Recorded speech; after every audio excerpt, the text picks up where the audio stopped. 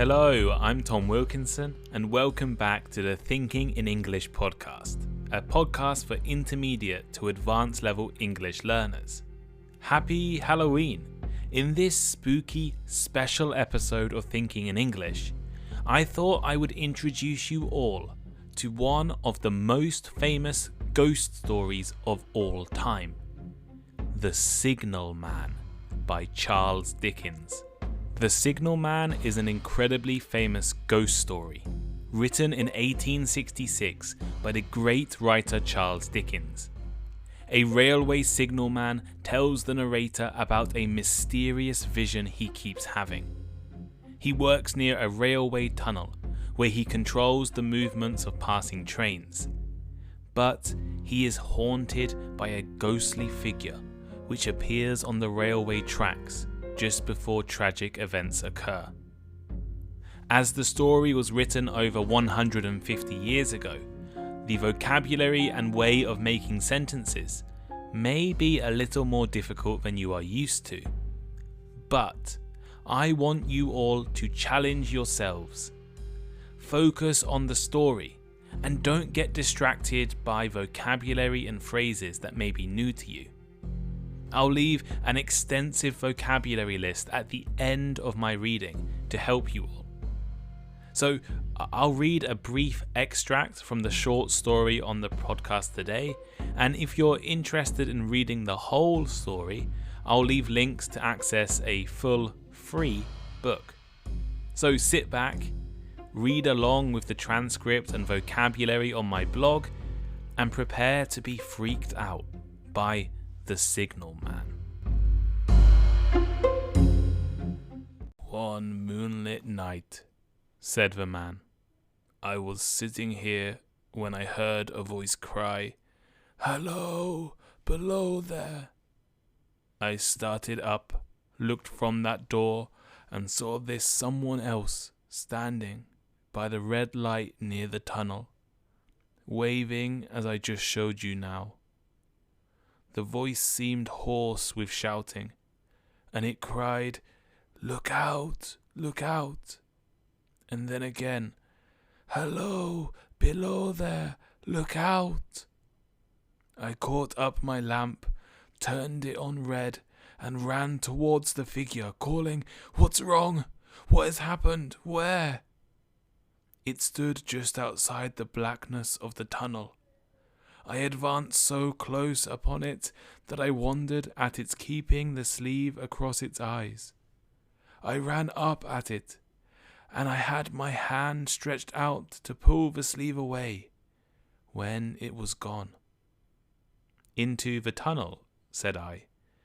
"No, I ran on into the tunnel, 500 yards. I stopped and held my lamp above my head, and saw the figures of the measured distance. I saw the wet stains stealing down the walls and trickling through the arch. I ran out again faster than I had run in, for I had a mortal abhorrence of the place upon me. I looked all around the red light with my own red light, and I went up the iron ladder to the gallery atop it. And I came down again and ran back here. I telegraphed both ways. An alarm has been given. Is anything wrong? The answer came back both ways. All well."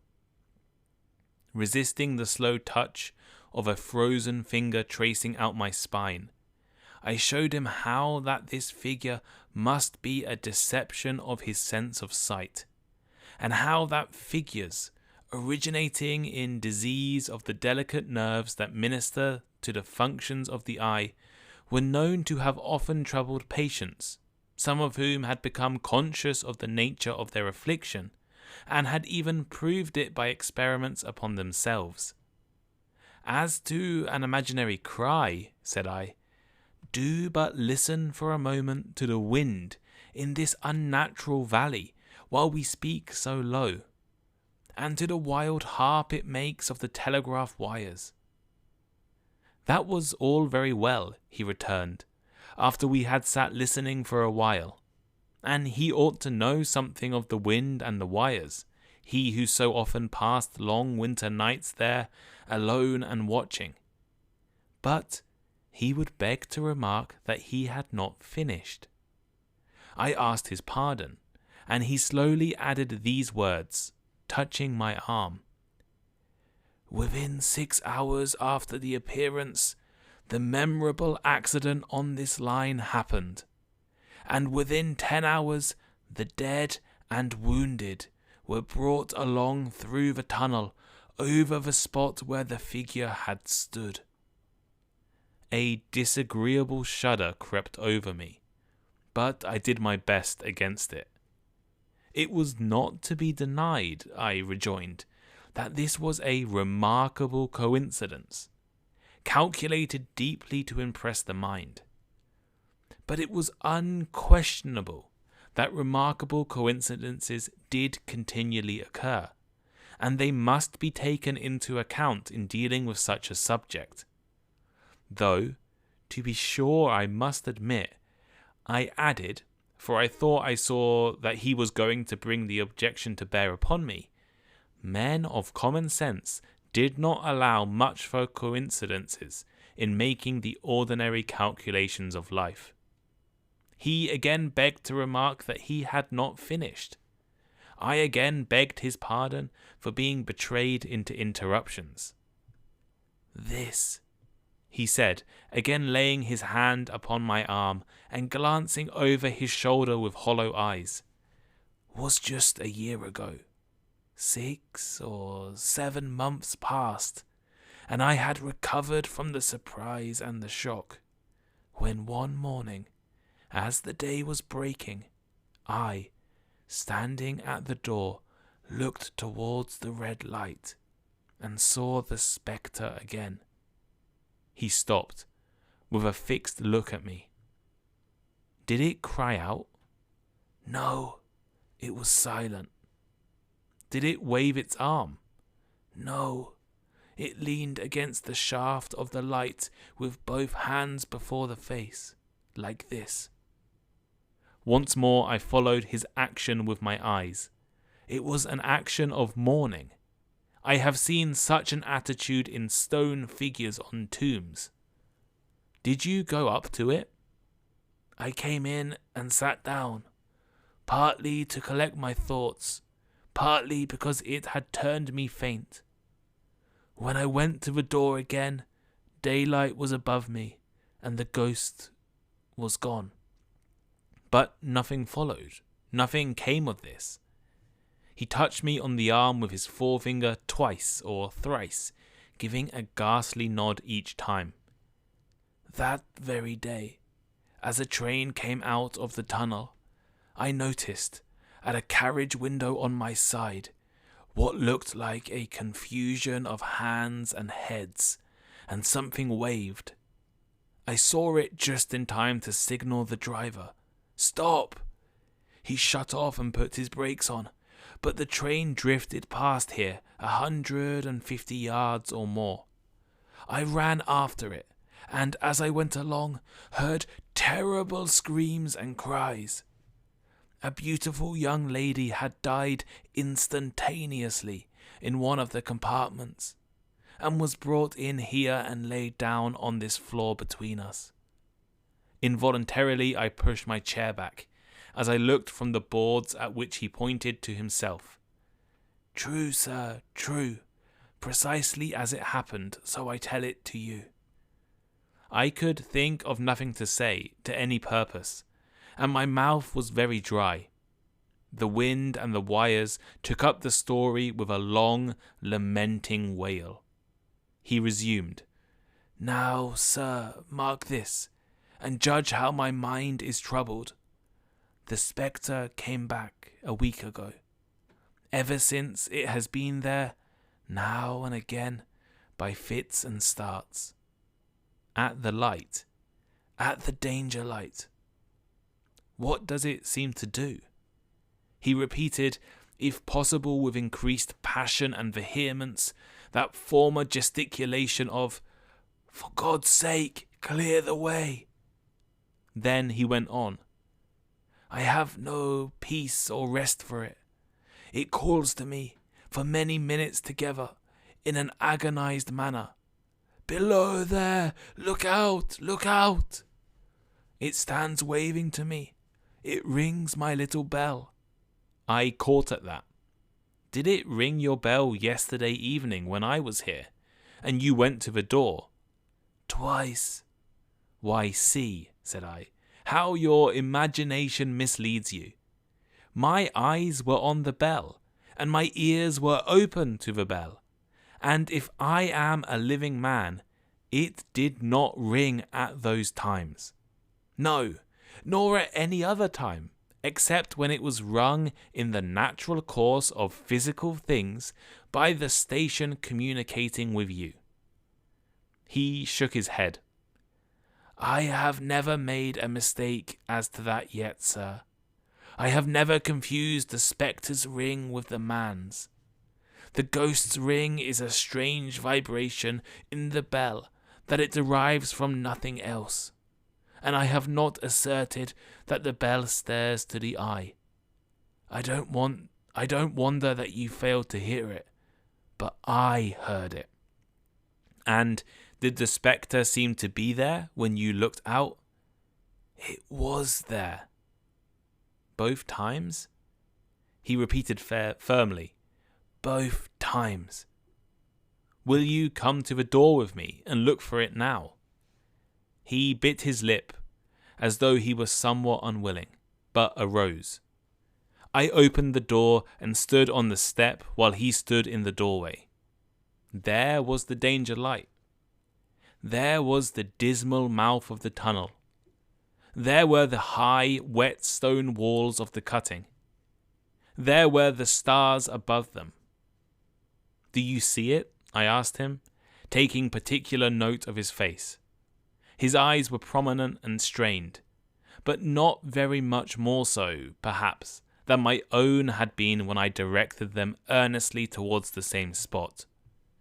No, he answered, it's not there. Agreed, said I.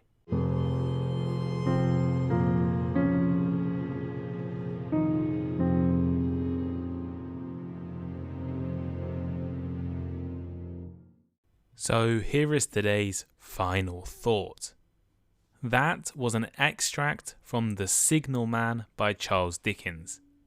If you would like to read the whole story and find out what happens in the end, I'll leave a link to a free ebook from the Project Gutenberg.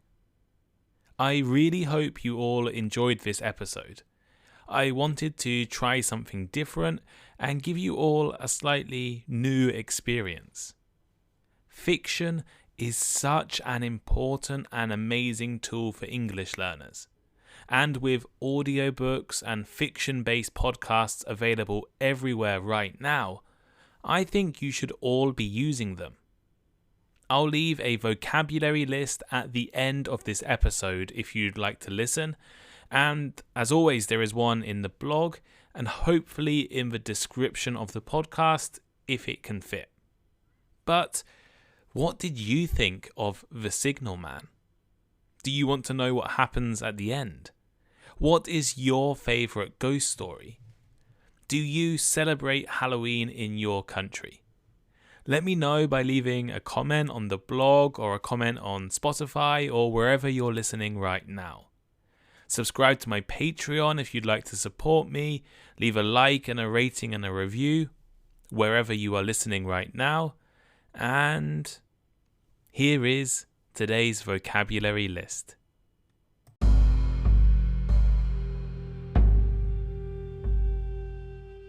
Hoarse. Hoarse. Of a voice or person, having a rough voice, often because of a sore throat or cold. Figure. Figure. The shape of a person's body or a body seen not clearly from a distance. To steal. To steal. To do something quickly while trying not to be seen doing it. Abhorrence. Abhorrence. A hate of something or someone. Deception. deception, the act of hiding the truth, especially to get an advantage. To minister, to attend to the needs of someone or something. Affliction, something that makes you suffer. To beg, to make a very strong and urgent request. Coincidence, an occasion when two or more similar things happen at the same time, especially in a way that is unlikely and surprising. Spectre, a ghost. Instantaneously, in a way that happens immediately without any delay. To lament, to express sadness and feeling sorry about something. Vehemence, the forceful expression of strong feelings. Gesticulation, movements with your hands or arms intended to express something or to emphasize what you are saying. Dismal, sad and without hope.